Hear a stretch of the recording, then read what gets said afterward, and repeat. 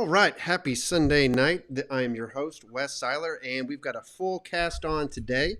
So I am thrilled to be joined by my brother John. So over there on the far side, welcome, John. Love What's that going sign, on? love that background as always. Got the beer light on, which I definitely need tonight. So we just had a whole show on cancel culture, and so I mean it's fascinating getting the libertarian take, getting the liberal take on it. They're both very different than the conservative one. So I did my best. I tried to talk some sense. I don't know how effective I was, but you know what? This whiskey is going to make me feel better about it. So, do you have a drink tonight? Is my first question for you. I'm pouring. I do. I've Yeah. got a Jameson Stout edition. It's the last of it too. I drank that during the election, and now I'm finishing it off. It is a taste of butterscotch and chocolate. And then because it was going to be the last one, I ended up buying a new Jameson's, which is the cold brew coffee infused edition, That's because I got to have the coffee with it. So it's going to be good. I've got some Sexton single malt. A friend of mine brought this, some Irish whiskey here, distilled in copper pots. So I feel like Edmund Burke would be very proud of me for that. I'm adding it to some coffee because um, it's going to be a long night. I've still got some work to do before the week starts and all this stuff. But I love taking some time out for the show, especially when we have amazing guests on. So much like you, John, we've got two more amazing guests here. Josh Lewis from the Saving Elephants podcast. Always a pleasure, Josh. Thank you for Good being to see you, Joe. Always good to be here, John, you've piqued my curiosity. You drank that during the election night itself, or you drank that from November clear to January the 6th? No, just on the election night itself. Okay. It was the same bottle. I was talking about this was kind of our intro to the previous show. Is it felt like there was two topics for the past like 6 months? Is the election and COVID, and both made me sad, right? Like it's just being batted around between these two like topics, and I'm so glad like that we're starting to move on and we can get into some richer, deeper topics tonight. And for that, we've got you, Josh, as well as Cal Davenport, Cal from In the Trenches podcast. Man, I think this is your second time on the show, so welcome back. We're so thrilled. So great to be here again. Yeah, man. Tell us a little bit for both Cal and Josh. I'd love to hear from you guys because obviously we have our project here with the Birkin Conservative, doing great, having interviews and guests and stuff. But I love listening to both of your podcasts. So I want to hear from Cal and then Josh. What's the latest? So what's the latest with what you're doing? Who are you interviewing? What's all going on with your work? Yeah, so our last episode was just Seth and I kind of doing this a solo, no interview, kind of a remembrance of Rush Limbaugh and a retrospective episode on what he did for conservatism in the U.S. and especially for things like the platforms like podcasts and social media and things like that, that alternative media that really wasn't mainstream, and just how influential that was. So that's the latest. I think that's dropping early this week. Awesome.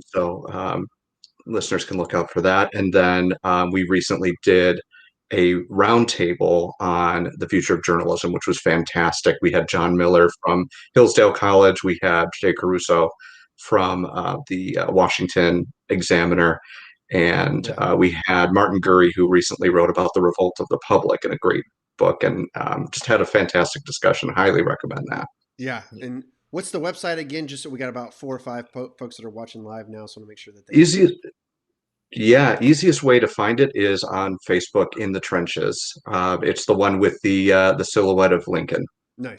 Yeah. No, that's awesome. And we did we did a show on Rush Limbaugh as well. I did a podcast on him, and then we had our refounding fathers kind of back and forth. And obviously, like Chris, the liberal guest that we have, he was just like viscerally angry that we were saying anything nice about Rush Limbaugh. But much like you, man, like you have to admire the skill of a man who captivated the audience of millions of people. I was in that CPAC over 10 years ago when he gave a speech in person.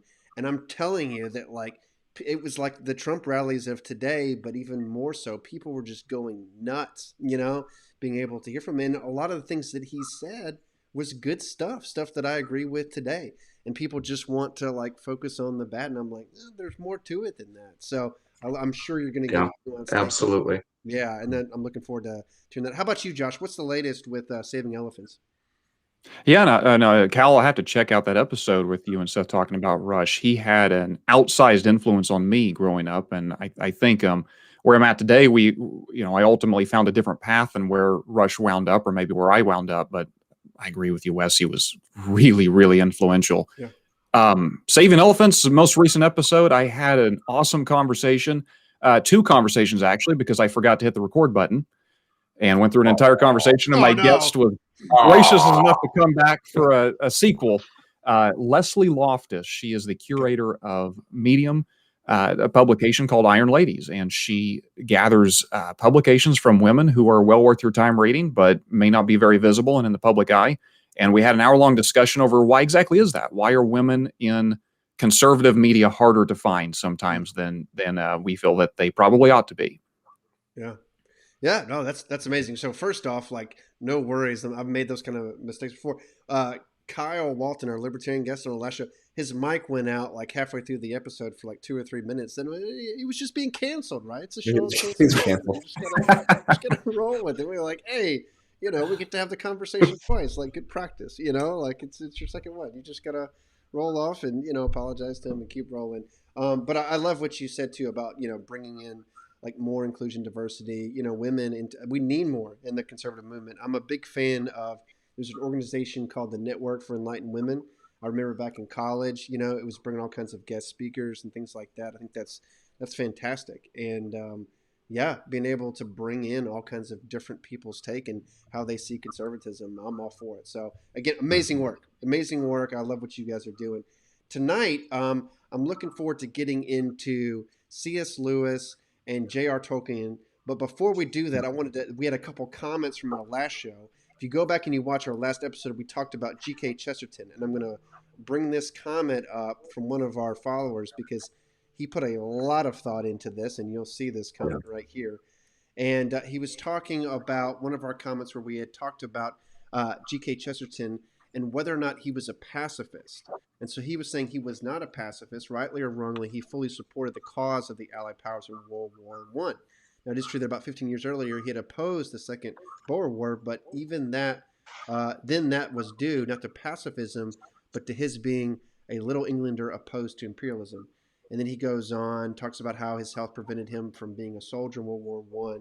And he provides some quotes and things like that that were just really well researched and thought through. So just out of respect for that, I wanted to give John and Joshua on our show last week when we talked about Chesterton a chance to respond to that. What are your thoughts in terms of Chesterton's pacifism? Either one of you guys, whoever wants to take it. Well, I think I'm probably the one that made that comment, and I think that might have been probably a little bit hasty just because of what I know about him not participating in World War I. But reading a little bit more in the comment and digging a little bit more, I certainly felt that there was a lot more nuance to it, where Chesterton was not, say, a pacifist. He certainly believed that there was a right to defend yourself, a right to pick up arms. So in that regard, I think that there was that little bit of confusion there of him not participating and believing that might have led towards a more pacifist idealism in him. And I think that it's just Chesterton is more complicated than that, and certainly believed in the cause of the war. Yeah, well, and I remember Josh saying that this was a complicated dude. There was a lot to him. We talked about the childlike nature of him, but then also he could be very, very sharp, in his intellectual critique as well. Very tough. And even politically, like he had criticisms against progressives and against conservatives. He at one point it's very complicated. Yeah. Yeah, I mean, at one point he was basically saying that it's the conservatives who are going to prevent people from correcting the mistakes that are already in place just because they don't want anything to change. So if you just call G.K. Chesterton a conservative, there's a lot more nuance than that. I believe that he was conservative, but maybe not with a capital C. Well, I think there was more to it. The founding fathers, and you had John Adams, who was accusing Thomas Jefferson of being a walking paradox, and then Benjamin Franklin is like, well, no, we all are. We all are paradoxes. We all contradict ourselves at some point. So, there definitely is. That's what we can explore in this show on that. So, pretty awesome. I love it when people give that substantive feedback and educate us if there's something that you know about these guys that we don't. We're happy to. So, two folks that I think a lot of people No, in terms of their, what they've written and their influence on society, and it's been that way for decades and decades, are C.S. Lewis and J.R.R. Tolkien, and I can't wait in this show to be able to get y'all's opinions on them. And I think what we decided as we get into this is there's so many ways to look at these guys to be able to try to determine, okay, which one had an edge here, or what's different about this guy in terms of how he wrote this novel. There's so many different lenses to be able to say, this guy, I think, was more effective in what he did, or just to appreciate the differences between them. So I'm going to give you a couple of questions over the next 5 or 10 minutes. Whoop, fix my camera first. And I'm going to back You got up. tiny. To give you over the next 5 or 10 minutes, we're going to go through a couple of different ways to look at these guys, and I'm just curious to get your thoughts on them. So the first one, we got to start with movies. Who had the better movies? Like whose work was actually represented better? Which ones do you enjoy? We'll just start at the level that everybody does. Everybody knows that Disney did, an entire film series on the Chronicles of Narnia, right? So you had The Lion, the Witch, and the Wardrobe, which they kicked off, and then you had several movies past that. And then, of course, there's Lord of the Rings, right? Which just dominated movie theaters for several years, and, everything that came with that, all of the culture. So talk to me about, when was the last time you saw these movies, and what do you remember about them? If you had to pick one series to watch, what would it be? Go for it, John. I'll let you start. And we'll just kind of go around. I recently started rewatching some of the Lord of the Rings, and we were talking about this before we started airing here, but I feel like the Fellowship of the Ring has not aged as well as I thought it would.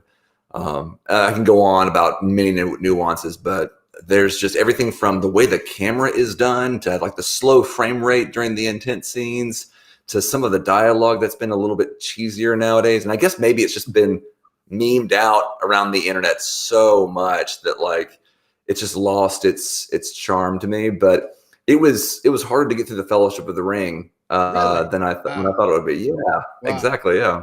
Well, see, for people watching live, let us know your thoughts in the comments in terms of whether you agree or disagree. I will give you one line in terms of what's cheesy. I think it might be the most cheesiest line in like film history, and I never thought about it, but somebody pointed it out. And I think it's like in the second or the third movie when the orcs have the little hobbits, right? And they they're about to take them away, and then one of the other orcs dies, and they're like, "Hey, meat is back on the menu, boys!" And they all get excited, and like tear them up. Somebody asked the question, like, how would the orcs know what a menu is? Like, did they have restaurants in Middle Earth? I didn't see any. I'll tell you who ruins the movie is Elijah Wood. He is not a good Frodo Baggins. I don't know if y'all have read the books, but Elijah Wood just does not perform the role, or maybe it's just not written well. It's just he's a very timid, always scared kind of kid throughout the entire thing. And in the books, he's actually a very well-informed, very prepared character throughout pretty much the entire series. Interesting. And they changed that on you. And for that reason, I did not like the film for that much. What do you guys think? Josh, Cal, go for it. I mean, I feel like this is one of those areas where it's kind of hard. It's almost an unfair comparison. I think Tolkien gets the win here. Lord of the Rings, if I take out the three movies, and you guys might have a different opinion, the three disaster movies that is The Hobbit, which I'm assuming was assuming that it was directed by Michael Bay because it was too focused on the fight scenes and not the story. But those are epic films. The Lord of the Rings series, and I like Chronicles of Narnia, but they just don't compare. Yeah. So that's a good point. Go ahead. I want to give Kyle a chance to respond. Go for it. Oh, yeah, go for it. I think your audio cut out there, buddy. If you want to take a look at that. But go ahead. I was going to say, John, one does not simply criticize the Lord of the Rings trilogy. I actually think that this is a great contrast.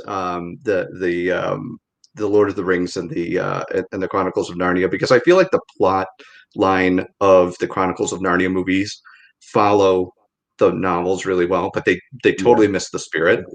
And I love the changes that are made to the adaptation of the Lord of the Rings, even though there's a lot of changes to them, they really capture the spirit of the original novel really well.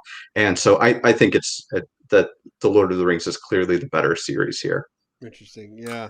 I think the extended edition really adds a whole lot to the movies. I mean, they add in a lot more depth, like you're talking about, Kyle, with so much of the elf language, the songs, and whatnot that flow into it with the extended edition works out really well.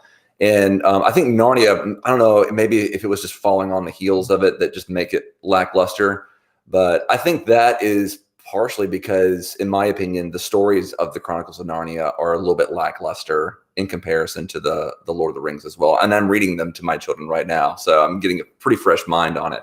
Yeah. But yeah, we can talk about the books here pretty soon. Yeah, let's do that. So the next topic here. So there's a comment from Chris who said, "I would have to say that the Lord of the Rings movies are definitely better than the Narnia movies, even though I enjoy the Narnia books more." So there you go. Like Chris coming from a liberal perspective, he's like, he totally agrees with you. So that's also, and that's, I mean, we'll get into their religious perspectives as well here as we go through. Yeah. I do want to ask, okay, so that's the movies. Obviously those guys, weren't alive to be able to see, what disastrous, takes were taken from their books.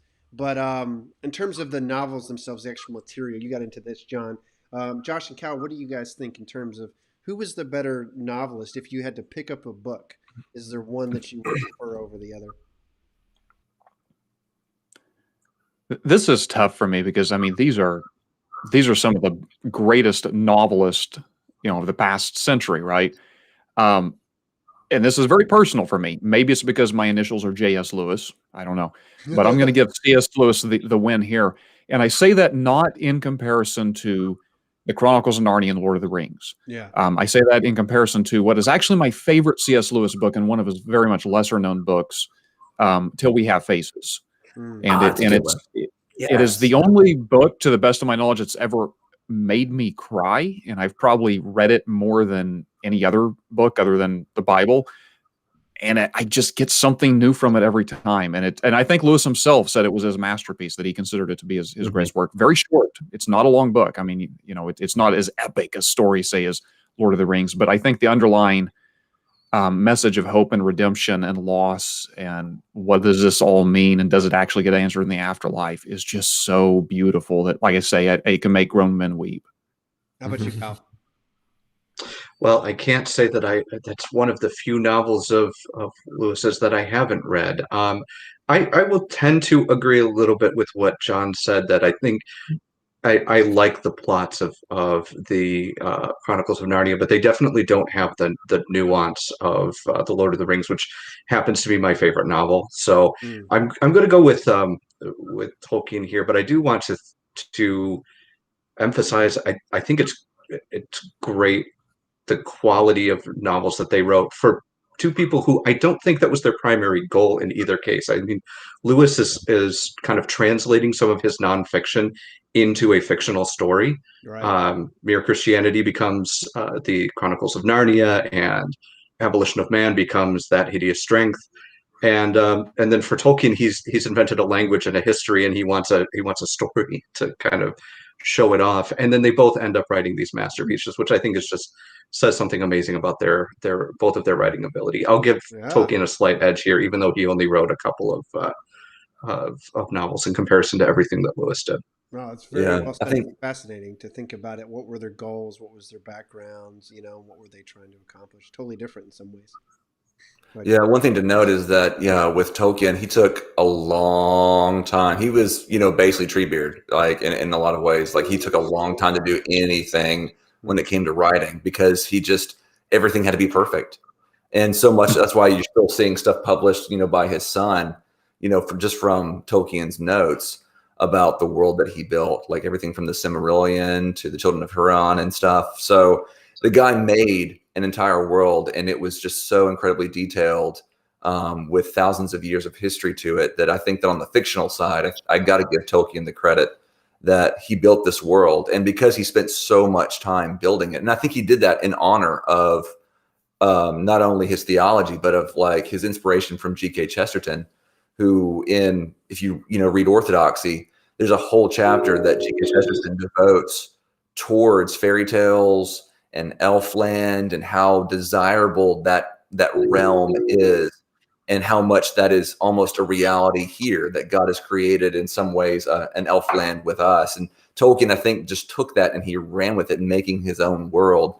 Whereas with C.S. Lewis wrote he wrote the entire Chronicles of Narnia, I think, in a matter of a few years, along with all of his other, many of his other nonfiction works. So he was just cranking them out. And I think, Tolkien is like, there's witches, and there's children from London going into a new world, and there's talking animals and a mouse that's bigger than normal. Like, what are you doing, man? So I think that Tolkien was just very critical of his fictional ability, of Lewis's fictional writing in that way. I think my favorite series is Out of the Silent Planet, and that, all the way through That Hideous Strength, which is his space trilogy. Has anybody read that? Parts of it, yeah. It's been a long time. Excellent. Yeah. It's good stuff, and I greatly enjoy that over the Chronicles of Narnia, because I think that Lewis breaks free from the allegory that is the Aslan Christ figure, and he sets up kind of a new creation of sorts with another planet that makes it a lot more interesting, in my opinion, to read. Yeah, I mean, I tend to agree. When you look at like being a novelist, I mean, you look at the detail and the precision that Tolkien used. But if we were to talk about just a better writer, I mean, there's so many things that C.S. Lewis wrote outside of his novels that is just so powerful as well. So that's kind of, again, goes back to what you guys were saying in terms of there's different agendas and different, expertises in play here. So amazing to see that conversation going on between the two of them. So a couple more for you, and then we'll be done. Who's the better thinker, the better philosopher? Because each of these guys clearly has a worldview. There's a spiritual component to this, even a political component to an extent in it. And that's what they're bringing. So if we kind of, got it, Tolkien was more precise in his novel and C.S. Lewis threw stuff down quickly. But both of them speak to a worldview. Whose worldview captivates you more? Do you agree with more? What do you guys think? So I'm kind of back to this as where Lewis impacted me very personally, and so it's kind of hard for me maybe to see this as objective as I should. yeah. But I've heard it said of Lewis, and I think this is completely fair, that part of what makes him so popular is that what he was writing about was actually things we're wrestling with today, that at the moment that he was writing may not have been quite as evident, and that he had an immense amount of foresight. And I think he's an incredible thinker and philosopher for the simple reason that he was able to kind of piece together, through stories like The Abolition of Man, hey, here's where this is going, here's why this is pernicious, here's why these beliefs are dangerous, and things that really inform us today. And he's also, you could say the same of Tolkien, but he's also just so readable. Yeah. I mean, he's easy to read in a way that others that I would consider him to be on par with as far as their intellect and genius, they can just be really difficult. And I think that kind of combination of he's extremely accessible but also extremely bright is so rare. Yeah. What do you think, Cal? Well, to give a little bit about my feelings, especially on Lewis, I want to pull up a quote, because what Josh is saying is absolutely right, that he has this ability to just get to the core of something and lay it out very simply. And he has this quote on politics that he talks about, where he says that the state exists simply to promote and protect the ordinary happiness of human beings in this life.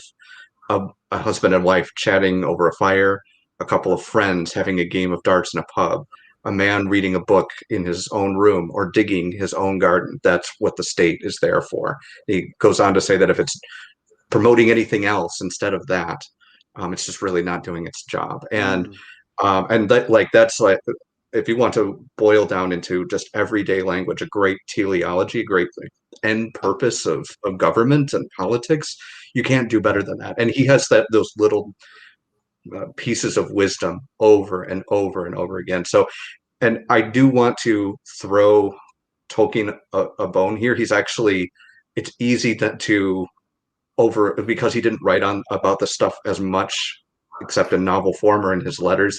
It's harder to see this so obviously, but he is a very sophisticated thinker about a lot of things. But I think I have to go with Lewis, because he's explicitly talking about these things for like 3 decades or more, and just has so many influential pieces of work on all of these questions. It communicates it so simply and so beautifully. Yeah. Oh, again, that's very well said. John, what do you think? Yeah, I mean, I got to agree with the fact that, just by the sheer quantity of writing that Lewis has, it's easier to get a better picture of his life and even his trail of thinking. I mean, I'll bring up an example where when I read Lewis, I get a little bit more of I guess, a holistic view of his life, especially with The Grief Observed. Because if you read A Problem of Pain, which is his very philosophical, logical take on why pain exists and how God allows for it, and then you read A Grief Observed, which is after he lost Joy in his life, and she died, you see that he basically writes out, he basically just says, it's almost like the Psalm of David, where he's like, or Job, like, I thought I knew God, I thought I knew what I was talking about, and I really wish that I had never published A Problem of Pain. And so you see this kind of evolution of his thinking just by the sheer quantity of what he's writing, and you see, his journey in his life. So I think on that level, you just get more of him, and for that reason, I think that he is displayed as a better thinker. But I think Tolkien's criticism of Lewis is something to be heard, because Tolkien had this criticism of Lewis on the grounds of, you are sending out radio broadcasts all over, you're sidestepping a whole lot of issues, and you need to be careful because you're stepping into grounds that like priests and pastors need to be taking, not you. And if you're not careful, you're going to start talking about things that you don't really know much about, and people are going to take that and they're not going to, listen to other things, and they're going to start committing heresy because, Tolkien was a pretty devout Catholic, so he was pretty staunch on some issues that were against what Lewis was talking about. Yeah. But I think that, there's some things that in Mere Christianity, I don't think Lewis really emphasizes, in hindsight, the resurrection of Christ as much as I would like, as much as I think that is necessary. And so, there's flaws, I think, in Lewis's thinking, and there's gaps. And very often I do find fellow Christians who really cite Lewis as the end all be all. And that's exactly where you hear Tolkien's voice being like, see, Lewis, if you think you're so brilliant and everyone thinks you're so brilliant, then no one's going to think for themselves. And that's not right. And I don't think Lewis would think that's right either. But the fact that we constantly look back to Lewis is in some ways maybe a deficiency in our own conservative and Christian thinking of like, who else has thought on this level? Yeah. Who else has filled the gaps? And I think that's a valid challenge after you read Lewis, is to find who that is. Well, you've already kind of jumped into the next topic, so let's get there, because I mean, that's great thoughts, John. When you talk about influence, right? Like who is more influential, and is that even a good thing, right? Is that a good thing? If C.S. Lewis had this influence and it was kind of in your face, was that a good thing? Or was Tolkien's approach like a little bit more subtle? Was that powerful, or was that, should that be preferred? If we had this great writer today who was having to make a choice in terms of which style that he was going to incorporate more, where would you steer him? Would you say, oh man, like we need more Tolkien in our lives today, or do we need more Lewis? Is that kind of a better way to go about things? What do you guys think in terms of who had who was more influential in a good way? Yeah. I mean, I'm kind of bouncing off of Cal's idea. I agree with here that again, I'm going to give the nod to Lewis that I think he's more influential, but not because Tolkien is lacking. It was more that the sheer volume of Tolkien's work doesn't necessarily give us the same volume of, or the same quantity of say, philosophical or theological arguments that we get from Lewis. Yeah. It's not that people don't read Tolkien. It's not that he doesn't certainly have his fans out there. But if it comes to like, I think you're more likely going to find someone who would say C.S. Lewis really shaped my thinking about what I think about God, about what I think about my relationship to the Almighty, than necessarily Tolkien. And that's not a dig at Tolkien. It's just, I don't know that his writing was necessarily designed to do that. Yeah. Right. Yeah, I think on Christians, I think one of the amazing things about Lewis is that he reaches so many people across so many parts of Christianity, and Mere Christianity, especially, and so many of his other writings are so ecumenical that you find his influence in so many quarters of the modern church. But I think if we expanded our view outside of that, we would also see Tolkien having maybe a larger influence in the secular world and also in the artistic Yeah. world. Yeah. So things like in film, I think of like Dune and Star Wars and Right. I'm blanking for a second, Game of Thrones and things like that. That where his novels and the worlds that he created and things like that probably reached more people. I think Lewis's influence is more concentrated, maybe stronger with the people that he reached, but Tolkien's might have been broader. Yeah. Mm-hmm. What do you think, John? Yeah, I was going to bring up Game of Thrones just because it's fascinating to watch the evolution of myth making and the art of myth making with popular culture, and you can definitely see Tolkien's influence on R.R. Martin's work. Almost, I wouldn't say it's an antagonism, but it certainly is this nuance of, okay, orcs bad, elves good. Like, how about we introduce some gray area into this? And in fact, like, let's introduce some moral ambiguity into this a whole lot more. Let's emphasize that. And so I think that a lot of if you pull out the romanticism of Tolkien, you get a lot more Game of Thrones, and that it is nice to be able to make those comparisons and see what draws you to one or the other. So I think on a culture creating level, I do value Tolkien as being more influential. But on certainly an apologetics level, C.S. Lewis still holds strong on that front. So value to both of them. But I think that Tolkien's is going to be a little bit more long lasting. But apologetics is certainly crucial for a lot of, I think, young thinking Christians who need to know that their faith is not based just on an emotion, but there actually is some intelligence, behind that. Sure. It's crucial. Yeah, I think what I love, most about these guys is that they capture your imagination, right? And maybe in different ways, right? Maybe Tolkien's is more from a literary standpoint or a semantic standpoint, and then Lewis is more to get you thinking, about Christianity in a new way, more directly, right? But in both cases, their art, their expertise, the passion that they put into their work challenges your thinking, gets you, get your imagination at work.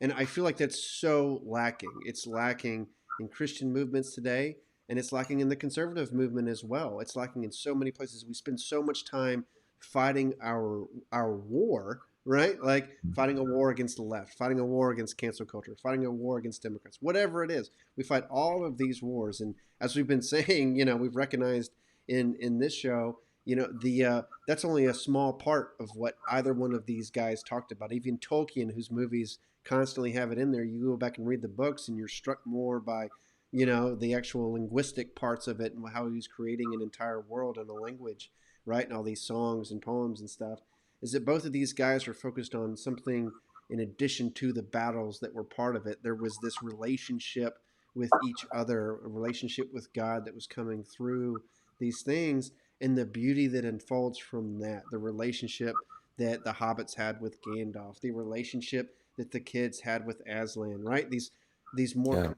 complex, beautiful pictures.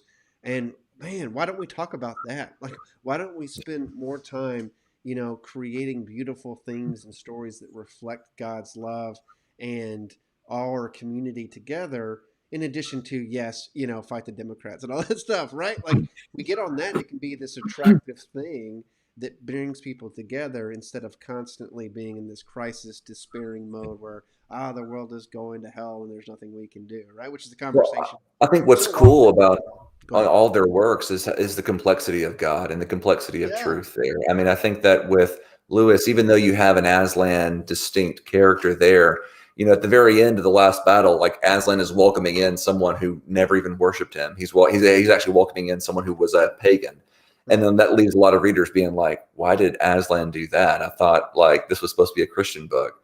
And then in Tolkien's world, you're kind of left wondering where is God in all this? Like he never actually shows up in an Aslan sort of way. So what's the mythology there? And you got to read a little bit deeper to kind of, and there's sometimes only in like small one-liners that Gandalf gives to kind of detect that there's a hint of truth, going on and running through there. And it's just P.K. Chesterton too, to bring it back to him when you read The Man Who Is Thursday, which is I think one of his best novellas, like you have an image of God that is kind of like downright scary. And it's not the comforting, but it's not even in an Aslan sort of way. It's in a kind of like a nightmarish sort of way. But it's all these different views and facets of God that I think you got to read all three of these guys together to get a better view of life. Yeah. What do you guys think, Josh, Cal? I think of, and I may not be getting the quote exactly right, but C.S. Lewis said something to the effect of that the world does not need more Christian artists, it needs more artists who are Christians. And when I think about, and Lewis and Tolkien encompassed a lot more than this, but I mean, here we are talking about guys that died how many years ago, and they still impact us today in our literature and our art. And when you use the term Christian art, like the first thing that probably pops in your head is not this sort of epic, it's almost a laughing stock from what this is. And I think these men embodied what that meant, that there's sort of a joy and a complexity and a mystery and a childlikeness, and also, John, as you're saying, a terror to this, that there is such, I mean, Christianity is in effect built off of story, right? That's how we understand, that's how we communicate, that's how we think, that's how humans work, is story. These were masters of storycraft. Right. And I think they kind of showed it. And we need Tolkien's and Lewis today. Right. We've been operating off the steam of these guys, and it's kind of sad that Christendom has we're a poor replica from what we once were. Yeah. What do you think, Cal? Yeah, I mean, I think Josh took my my thought there as well. That quote from Lewis about needing more artists or writers or whatever who are Christians. And I think in answer to your earlier question, who would I like to see more today? I think it's a cop-out answer, but I want both. And Chesterton and Dorothy Sayers and people like that. We need people who do the same thing for the church, for our culture, for our politics today. And I think we have them to look back to, but we need our own versions today, and that's all I can ask for, I suppose. I mean, I think, and kind of what I've been thinking about lately is the way that we get there is we encourage people to do what is in their heart, what God has called them to, right? The body of Christ concept of clearly these men had a talent, a skill, a passion, and a dedication to their craft, and good on them. I can never write like that. Like, I just don't have it in me. But if there's someone out there that can, they should be encouraged to do that, right? Someone out there who is fighting the war, who's going to be a great general, and help the Allied forces win. Like, you go do that, It's people who are encouraged within Christianity and elsewhere, anywhere in the world, to be able to pursue their passions, to do, what they were born to do, because that's what these guys did, and as we compared and contrasted them, in a sense, that's even a silly thing to do because they were both filling these places and roles that, God had them in their own unique way, right? And the same for all of us. So I guess, maybe that's that takeaway as we think about you guys doing your podcast, us doing ours here, working together, each going in slightly different directions, but directions that fulfill us and expand the influence and the message in beautiful ways. So as always, I'm a pleasure. I knew this was going to be a fun discussion, and it definitely has been. It's like a college class. We've gotten so much information out of it. So, and I've learned a lot from you guys especially. So Josh, Cal, thank you guys. Make sure you check out their podcast, Josh on Saving Elephants. You can look that up on Facebook and his website, Cal in the Trenches. And of course, John with me here on the Birkin Conservative. We'd love to have you back anytime you guys want to be here. If there's other authors that people want us to get into, or philosophers or thinkers, you just let us know in the comments. We'll be happy to do it. So thank you guys again, and I will see you on the next episode. Cheers. Bye.